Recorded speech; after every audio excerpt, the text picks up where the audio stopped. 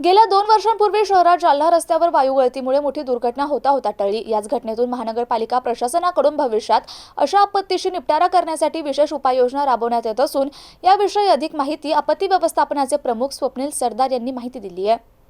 त्याचं प्रॉपर आकलन करून घेणं म्हणजे त्याचं एलपीजी म्हणजे नेमकं काय किंवा कोणताही केमिकल डिझास्टर झाला तर त्याची अंडरस्टँडिंग पाहिजे।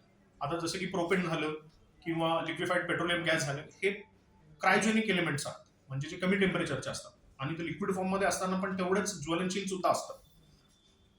तर अशा वेळेस आमच्या टीमचे लीडर म्हणजेच आमचे आयुक्त तथा प्रशासक महोदय यांनी तो लीड घेतला। आमच्यासोबत उपायुक्त 4 जे आपत्ती व्यवस्थापन विभागाचे प्रमुख आहेत आणि चीफ फायर ऑफिसर आणि डिझास्टर मॅनेजमेंट युनिटच्या लोकांनी पॅरलली हे सगळं कामं केले। सॉलिड वेस्टचे आमचे सॅनिटरी इन्स्पेक्टर हे सुद्धा इव्हॅक्युएशन प्रोसेसमध्ये होते। या सगळ्या प्रोसेस वन बाय वन होत गेल्या। तिथे डिसिजन मेकिंग ही एक खूप मोठी त्याला म्हणतो आपण की एलिमेंट राहिला की आम्ही त्या डिसिजन घेतल्या आणि इमिजिएटली इम्प्लिमेंट केल्या। या सगळ्यामध्ये एकच होतं की तो गॅस त्याला न्यूट्रलाइज कसं ठेवायचं।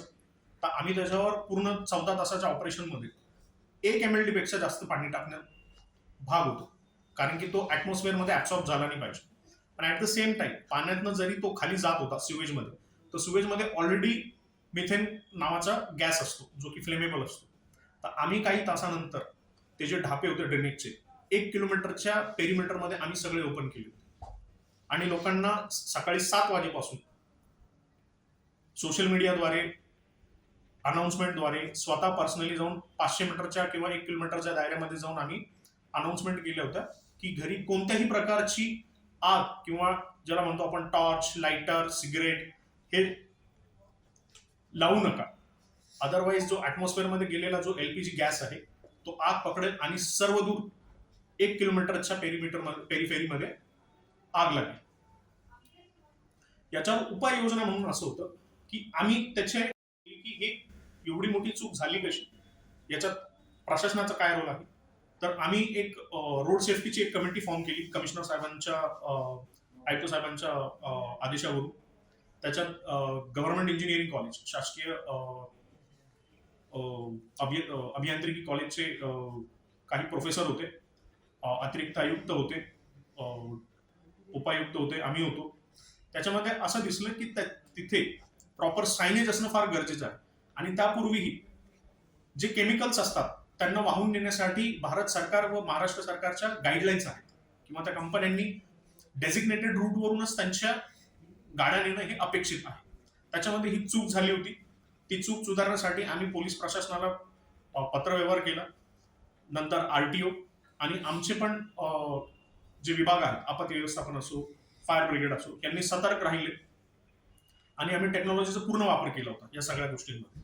म्हणजे वॉकी टॉकी असो, पब्लिक ॲड्रेस सिस्टम असो, स्मार्ट सिटीच्या स्क्रीन्स असो, हे फार महत्वाचं आहे। पण ॲट द सेम टाइम्स कुठेतरी आम्ही एका साईडनं कमी पण पडलो होतो, ते आम्हाला एक्सेप्ट करणं अपेक्षित आहे की हॅझमॅट सूट्स, कारण की असा हा पहिल्यांदाच झाला संभाजीनगरच्या इतिहासात एवढा अशा प्रकारची आपत्ती। हॅझमॅट सूट्स आहेत, BA सूट्स आहेत किंवा हेवी ड्युटी ग्लोव्स, बूट्स, याच्यावर आम्ही आता वर्कआउट करतो। जी गव्हर्नमेंट ऑफ इंडिया, ज्याला आपण नॅशनल डिझास्टर मॅनेजमेंट ऑथॉरिटी, ही ज्या गाईडलाईन्स इश्यू केलेल्या आहेत पर्टिक्युलर इंडस्ट्रियल आणि केमिकल डिझास्टरसाठी, तर त्याच्यावर गेल्या वर्षभरापासून वर्कआउट सुरू आहेत की हॅझमॅट सूट्स असले पाहिजेत। त्याचे पण 2-3 प्रकार आहेत, कारण की केमिकल वाईज ते चेंज होतात केमिकल इंडस्ट्री। म्हणजे जर पायरोजेनिक आहे, क्रायोजेनिक्स आहेत किंवा पेट्रोकेमिकल एलिमेंट्स आहेत, यांना कंटेन करण्यासाठी काय काय करावं, त्यासाठी आमची जी वर्कफोर्स आहे त्याला आम्ही मल्टी लेवल डिझास्टर ट्रेनिंग ज्याला म्हणतो आपण ती देत आहोत।